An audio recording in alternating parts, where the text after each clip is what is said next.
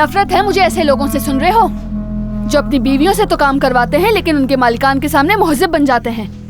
मैं तुम्हारी मिन्नत करती हूँ, खुदा के लिए चली जाओ।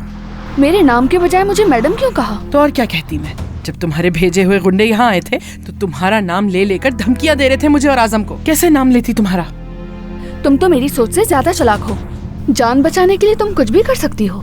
जब आजम जैसे इंसान के साथ रहना पड़ेगा ना तुम्हें, तो अपने सर पे पड़ी मुसीबत का हल ढूंढना और अपनी जान बचाना आ जाएगा तुम्हें।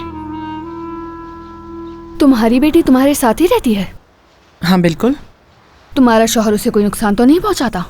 मैं खुद को उसकी ढाल बनाकर उसका दिफा करती हूँ। सुनो आयशा, अपनी जान से बढ़कर उसकी हिफाजत करनी है तुम्हें।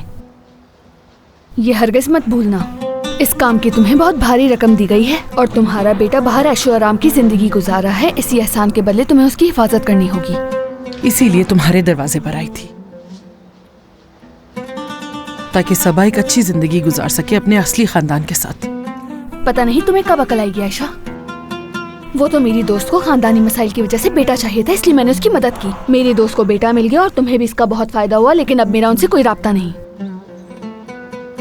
इसीलिए मुझसे किसी किस्म की मदद की उम्मीद मत रखना, समझी तुम? मैं अपने लिए कुछ नहीं चाहती तुम लोगों से, सिर्फ अपनी बेटी की अच्छी जिंदगी चाहती हूँ मैं।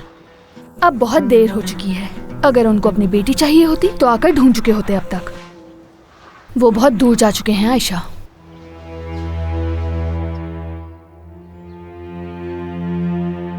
ये औरत काम करवाने नहीं आई, वरना दरवाजे पर खड़े होकर इतनी बातें न करती।